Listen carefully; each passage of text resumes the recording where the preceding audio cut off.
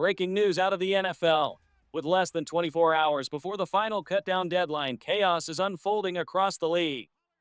The Tennessee Titans have already begun trimming their roster, and the first wave of cuts has shocked fans. Who's out, who's safe, and what does this mean moving forward? Stay locked in because we're breaking it all down right now. But before we dive into the latest news, make sure to subscribe to the channel, hit that like button, and don't forget to press the bell icon so you never miss an update. Now let's get into today's breaking story. We are now less than 24 hours away from one of the most dramatic deadlines in football, NFL Cutdown Day. Every team must shrink their roster from 90 players down to just 53, and the Tennessee Titans have already made some bold moves. So far, 16 players have been released, a clear signal that this coaching staff is wasting no time. Let's walk through the first wave of cuts. Among those let go, Joshua Bleo, Josiah Bronson, Amari Burnley, Desmond Evans, Jamari Harris, and Julius Wood. A few of these names raised eyebrows, especially considering some had guaranteed money attached to their contracts. Joining them on the list are Matt Landers, TJ Smith, Joe Graziano, and Arlington Hambright. It's just the beginning. Between now and Tuesday at 3 p.m. Central, expect the roster shuffle to get even more chaotic. One player here, two players there, maybe even five at a time. No one is safe. And for those asking, Xavier Restrepo is not on this cut list yet, but with the deadline approaching fast, all eyes will be on who survives the final trimming. Now let's talk about a few names from that first wave of cuts that really stood out, players who at one point looked like they might fight their way onto the roster. First up, the wide receiver group. Both Jaquan Jackson and TJ Sheffield were let go, and that caught some attention. Starting with Jaquan Jackson, he came in as an undrafted rookie this year, and early on, there was at least some curiosity around his speed and potential as a return man. In fact, he was even listed on the depth chart as the unofficial returner heading into the preseason. But once the game started, the production just wasn't there. 2 targets, 0 receptions, no yards, no touchdowns. Training camp didn't help his case either, as coaches never really saw that spark they were hoping for. When you step back, though, the writing was on the wall. The Titans have completely rebuilt their wide receiver room, adding veterans like Van Jefferson and Tyler Lockett, plus young depth pieces like James Proch and Bryce Oliver. With that kind of competition, Jackson simply ran out of chances. As for TJ Sheffield, the story is similar. A player with flashes of potential, but not enough consistency to convince the staff he could carve out a role. In the end, both of them became early casualties of a crowded and upgraded wideout group.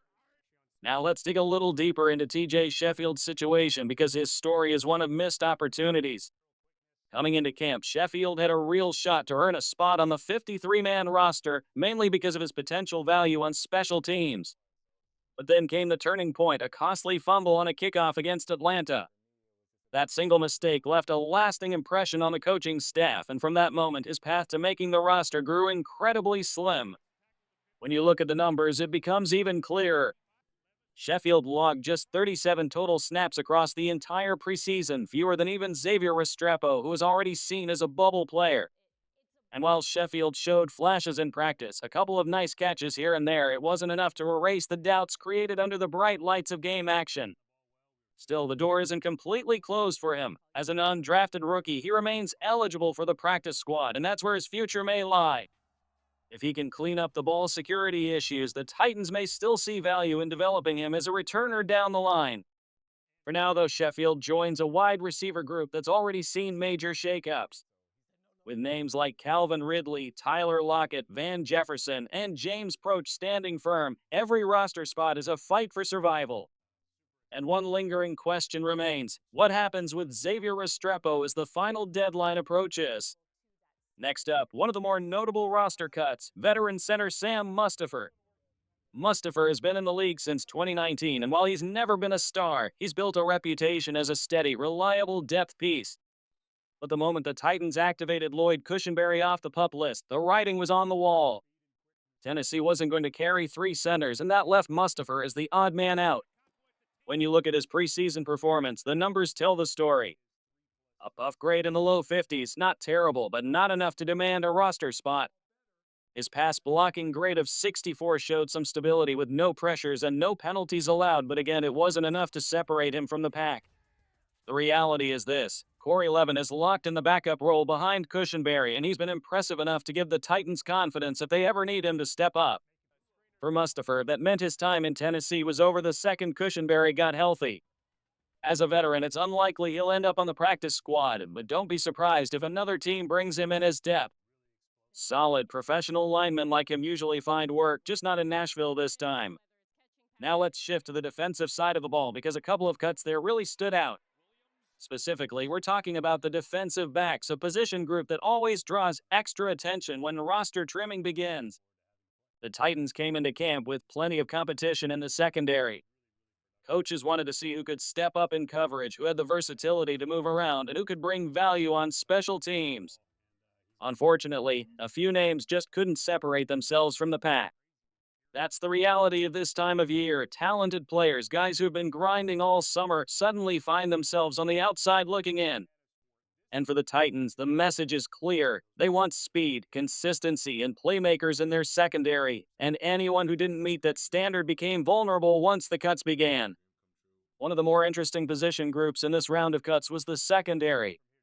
And much like what happened with Sam Mustipher on the offensive line, the return of a key starter sealed the fate of several fringe players. When L'Jarius Sneed was activated off the PUP list and declared himself ready for Week 1, the Titans suddenly found themselves with too many defensive backs. That meant tough decisions had to be made.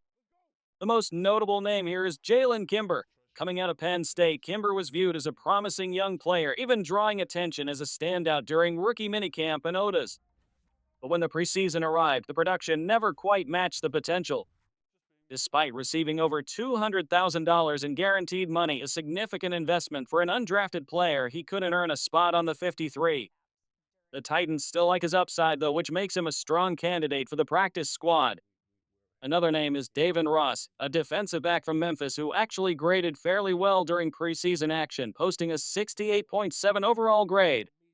Solid numbers, but again, this came down to a numbers game. With Sneed healthy and Roger McCreary, Jarvis, Brownlee Jr., and others firmly in place, there just weren't enough roster spots to go around.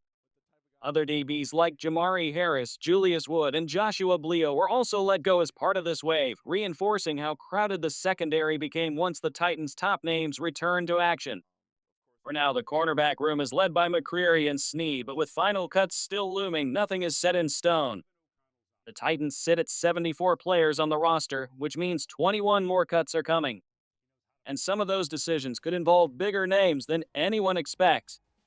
If you're a true NFL fan and want to stay updated with daily news, trade rumors, and all the latest buzz around the league, then make sure to hit that like button and subscribe to our channel. We bring you breaking news, expert analysis, and in-depth coverage so you never miss a single update about your favorite teams and players. And here's the most important part, don't forget to press the bell icon. That way, you'll be the first to know whenever we drop a new video. Stay ahead of the game and be part of our growing community of passionate NFL fans. Let's talk football.